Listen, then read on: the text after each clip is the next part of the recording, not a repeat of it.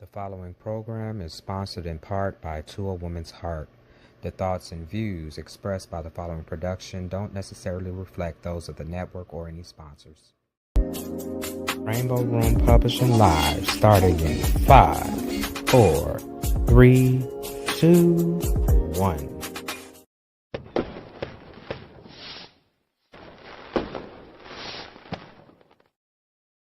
Yo, it's me, your boy, Eddie Pierce, publisher, author, Rainbow Room Publishing, giving you a little hop-along style.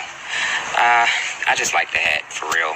I can go into a whole lot of stories with this hat, to be quite honest, because this is a very, very lucky hat, but that will come out in some other story or something. Anyway, what we're here to do today is to talk to you about Love Changes, the upcoming novel. And I've talked to you about this a little bit in the previous video, so I'm not going to do too much backtracking, plus the battery's a little low. But basically, I was explaining how we are getting to the final phases of getting the book done. It's already written and everything. It's just, all of the stuff that makes it pretty readable and, everything that's going to go into making it a physical book is being wrapped up now. And I mentioned that we were working on the interior layout, which was the fact that involves the fact that I am in the midst of reviewing, all of the edits and all the wonderful artwork and things that are being included. And I have to admit, anything that's like editing and reviewing is just normally for me just like this task. And I've been praying to God on it for a minute now about, how do I make this like creative and make this part of it fun too for myself. And so as I was reading through it, awesome confirmation. And hopefully many artists can say the same as they review their own work. There were a couple of points in there I was like, damn, this is good. So to that end, I'm just super excited about finally being able to share the book with you all soon. And since I can't do that just yet, I thought of the next best thing, which is to read a passage from the book. So we're going to do a real quick setup here so that I can get right into it. Basically, what's happening with this book, as I've explained to a number of people, is that it plays off it's from the previous two books, Love Something Infinite, which I did a reading on a little while back, as well as Love From Behind, which actually I have a copy. Look at that. Bam. It's backwards on your thing. But at any rate, actually, no, it'll look right for you guys, I think. Anyway, the thing to know here is that this is the second book. The second book was born out of the first book in which Seron met the character Lee. And they had a couple of encounters, and basically it left me wanting to see Lee's side of things. And so we get to Lee's book, and we get into everything here. By the way, it's been signed by Ricardo Johnson. Handsome, handsome young man. You could never tell because of what happened here. It's actually a long story. It is not that we cut his face off on purpose. In fact, you can see him on the back and see that he is fine. And so, but in this book, Lee meets the character of Shereé. The first really big female central character in the book, in that she had a lot more playtime, I should say, than most others. But she was one of the people that, in writing the upcoming book, I got really interested in and really wanted to know more about her, especially because of the fact that the female perspective was just really missing in the books. And if I'm going to write a fictional world or fictional universe, there's no way that I can do that without representing the sisters, the mothers, the grandmothers, the cousins, and all of the people that have been important to me and are no doubt important to you all. And you, at least 50% of the population, are those wonderful young ladies and wonderful ladies. So, got to give you guys homage. Wanted to point out also on here, we got a beautiful cast of characters, and what I like to do all the time is spread the opportunities around as much as possible, give everybody their opportunity to do some shine. And so you'll notice on here, Shereé is featured, I kind of try to always stay away from saying that the models are the characters, because you get into trouble with that. But for the sake of simplicity, Vanna Collins, and I'm sorry I forget your married name. I'm going to look that up. We have my imaginary assistant, Alice, get the files in order. But at any rate, she's featured here, and she is standing in, giving you a visual, to think about when you think about Shereé in this book. And so Shereé was an awesome character, and I wanted to, give her her own shine. And so in preparation for the paperback book, what I have been doing, and a lot of you are aware of this already, I did a series of ebooks on the short story ebooks which featured the main characters, which are pretty much taking place in this story. Wanted to point out a couple of things. I also mentioned that, in light of talking about the ebook, is a perfect segue. This is Love Changes 3.0. This is Shereé's story, standalone story as an ebook, still available on Amazon, as well as Love From Behind. In any case, just go to the website, www.rainbowroompublishing.com, and you can get to the link to pretty much any place where the book is sold. But I wanted to show you all this because in an effort to spread the opportunities and seeing an awesome young talent right at my elbow, my little sister, Erica Elise, she stood for Shereé in the case of the short story. And the title, Final Gifts of Love. The chapter title, Final Gifts of Love. Tanya and Shereé are here. Jean announces when she answers the door to the suite. Shereé notices the lazy, happy smile on Jen's face and the half-empty wine glass in her free hand. "You're just in time," Veronica cries, pulling them into a four-way hug, but careful not to lose the contents of her red Solo cup. "The man meets just about done." "They just walked in the door," Tiffany interrupts while coaxing Veronica back to the couch. Shereé welcomes the opportunity to keep herself busy playing hostess in light of showing up so late. "It's no problem," she speaks up, already in motion for the bedroom door. "Introduce you to while Lee is still in one piece," she adds to Tanya. Shereé moves to unlock the bedroom door, and with Tanya in the doorway, finds Lee's beautiful bronze backside bare, save black riding boots, matching briefs, false collar, and a bow tie he straightens in the bathroom mirror. "Crap," he mutters, turning to walk into the bedroom, muscles tense. "Looks like a perfect fit to me," says Tanya, following Shereé into the room. "I bet he did push-ups in the bathroom," Shereé thinks to herself while allowing herself a brief pause of appreciation before noticing the sly smirk from Tanya. "Tanya, Lee, Tanya," Shereé says with an arm extended towards Lee. "Nice to meet you," Tanya says, coming over to shake Lee's hand. "Thank you," he replies, relaxing. "Congratulations. When is the day?" Tanya begins. She looks back to Shereé while still holding Lee's hand. "Oh no, honey," Shereé says with a giggle that surprises herself. She can't remember the last time she laughed. Look at that.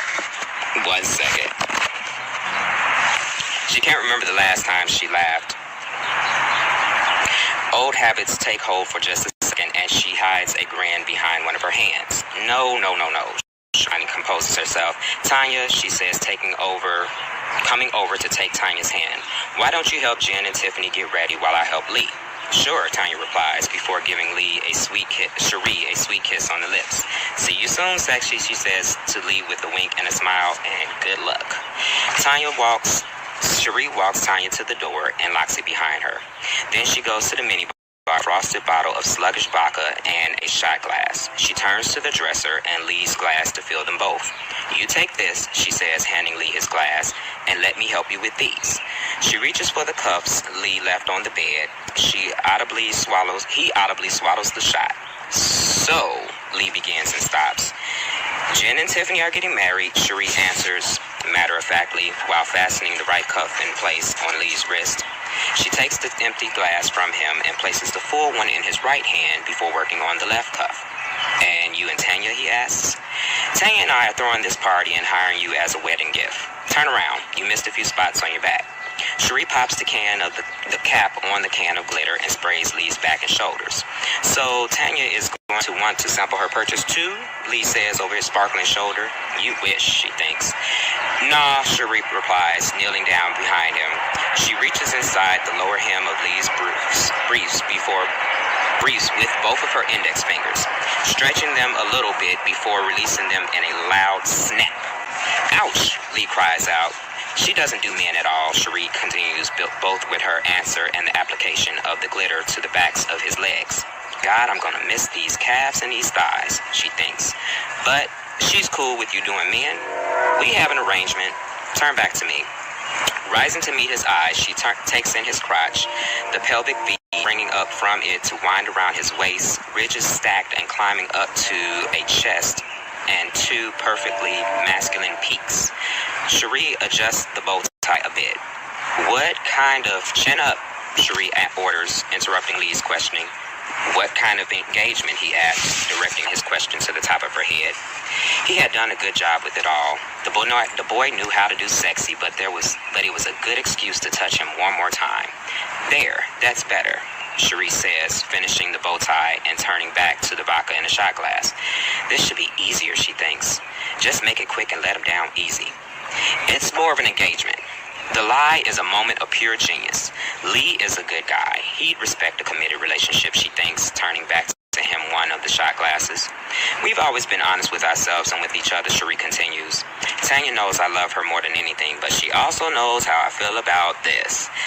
Lee smiles a little as Shereé gently cups his crotch in her right hand. So she gave me a little time to have one last fling. She kisses his chest lightly. What happens when you can't let go? Lee asks, deep and sexy. Must not trample on the male ego. Must not trample on the male ego, she thinks. Well, Shereé begins, moving her hand and looking at him. If that happens, I'll discuss it with Tanya and we just might give you a call. How do you know I will still be here? Someone might snatch me up. Good, he's being cool about it, she thinks. I guess anything is possible. She steps back to look at Lee for a moment. He's a good guy.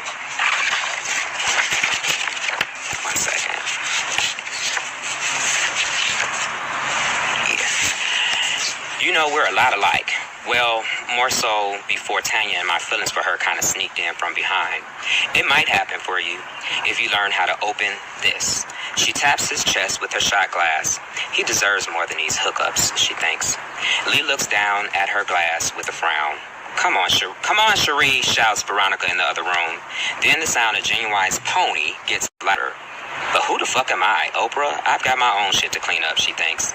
So, this is it, huh? Lee asks, his tone leaking disappointment. Stroke the male ego, you're almost home, she thinks. Hey, Shereé says, offering a genuine smile. We both know that you like the idea of being the last good dick I've ever had. Lee smiles at that.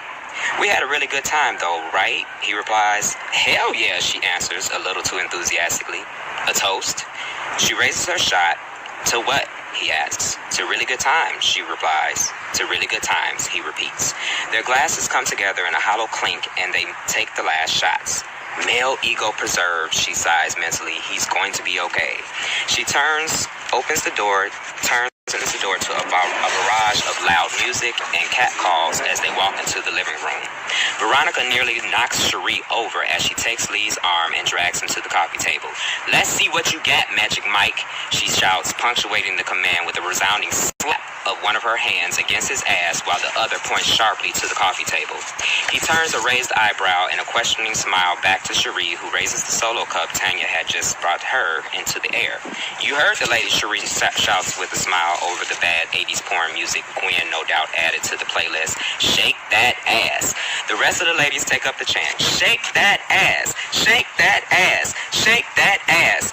Lee throws back his head in laughter, shakes his head, climbs onto the table, and starts whining and gyrating in time to the music. The girls get even louder. Shereé looks down in response to Tanya taking her free hand and then back up to her face. A job well done, Shereé says with a smile. They turn their glances at the girls, fully engaged and slipping hands filled with cash down the crotch of Lee's briefs while slapping and pinching his backside. Aside from the occasional wince of pain, he seems to love the attention. Thanks, Shereé said, leaning in closer to rest her head on Tanya's shoulder. Her thoughts briefly return to the note and the ring from her mother and her father. Before she can second guess herself, she asks, Will you go with me somewhere in the morning? End of the section. So it picks up from there, does some other stuff, some amazing stuff. Anybody that's read the ebook has already seen it. Anybody that wants to check it out in advance of the paperback coming out, I'm sorry, everything is blowing all over the place. You can grab the ebooks right now for Love Changes 1.0 featuring Calvin's story, Love Changes 2.0 featuring Rodney's story, and Love Changes 3.0 featuring our very own Shereé Taylor's story. I hope you guys enjoyed it. I definitely enjoyed not only when I wrote it, to be quite honest, and I wrote it a while back, but now that I'm sitting here reviewing it for the umpteenth time to make sure that we got it right. I just was just giggling to myself at that whole interaction idea of, honestly, she was meant in the first book to basically do everything that Lee was doing. Then a phone call came in. Anyway, she was basically doing, everything that Lee was doing. Lee was running around. He was playing around, playing on different people, having sex with people, and and that sort of thing, and basically treating everybody like a sex object. And so we needed somebody to balance that out. She was the best person to do it, and I hope that you see that here, just by the way that she, totally objectifies him. Somewhere it's comical or whatever, we don't want to get off into no Me Too moments. There was consent in both sides of things, but I just really want to even show even that side of things because, the girls that I grew up around, the girls that I know, the ladies that I know in a lot of instances, just shout out to the Chicago girls. Just shout out to Chicago women in general. No shade to nobody else. But you all are not a special short bus breed. You are a special top shelf, for lack of a better word, product. Okay? And so I can just see so many of my girls in this similar situation, and actually now that I think about it, I think I have seen them in some similar situations where, best story I could think of, I'm not going to name any names, but back in my undergrad days, a couple of friends of mine, for a birthday party decided, hey, we want strippers, and we in little old Kirksville, we ain't really got much to do. I probably gave the whole story away to a lot of people that know us, but, they just said to a couple of male friends, like, hey, won't you come through and do this little thing, and we'll make sure you get paid. And so, and it was tasteful. I mean, people's underwear was on. As far as I know, to be honest, I didn't stay around. I had my own hot boy stuff going on. But at any rate, so it's like I could just so see this. And but at any rate, like I said, I hope that you guys enjoyed it. I trust that you all will enjoy the ebooks as they're already out, and that you're going to definitely, I can honestly say, you guys are going to love this upcoming book. To be quite honest, on pain of death, if someone were to ask me currently what my favorite book out of everything that I've done so far is, I will more than likely go back to Love from Behind. Honestly, because it was something that, unlike some of the other things where I borrowed a lot from imagination, and it was probably, I don't know, maybe a good 60-40 split. In the case of this book, however, that was more like an 80-90 split. Just the idea that it was pure imagination and seeing where my imagination could go, and I love that imagination also to this awesome female character, which I sincerely hope is doing all of the ladies justice. I honestly believe that you guys are going to really relate to her. I've already got some great feedback on the ebook version of that story, as well as I have a sort of test group of readers that check out everything when I'm doing working on the manuscript, and I've already got some great feedback from them. Just a reminder to all of you, I do need your homework. I didn't give you a deadline beforehand, so I'm going to hit you all up in your email. You know who you are. Let's see if we can kind of wrap that up May 1st, so we can get on to some bigger and better and more fun things. But see, the ums are coming in because I wasn't prepared to be talking this long, so I'm going to shut this thing down very soon. This is Eddie Pierce, aka Little Hop Along, publisher, author with Rainbow Room Publishing. Definitely check out the website. Still working on some revisions there, but it's a pretty fun website as it is right now. It has a lot of bells and whistles. It's kind of like being in an arcade. At least for me it is, so I hope that you guys enjoy it that same way. And we're going to get out of here and get back to, wedding planning. So please check us out on Facebook, check us out on Instagram, check us out on YouTube, like, share, subscribe, and all those places. We're also on Twitter. We're working on getting those numbers up. Gonna drop a video onto YouTube at some point. And there's the battery signal, so we're definitely getting out of here now. Visit the website, www.rainbowroomppublishing.com, and from there, pretty much you can find anything else. If you're looking for me or the company on social media, look for the names: Eddie Seron Pierce, Eddie S. Pierce Jr., and say it with me, Rainbow Room Publishing. You can drop that LLC on there if you need to. I'm going to get up out of here. Love you guys. Thanks again for your time. See you soon.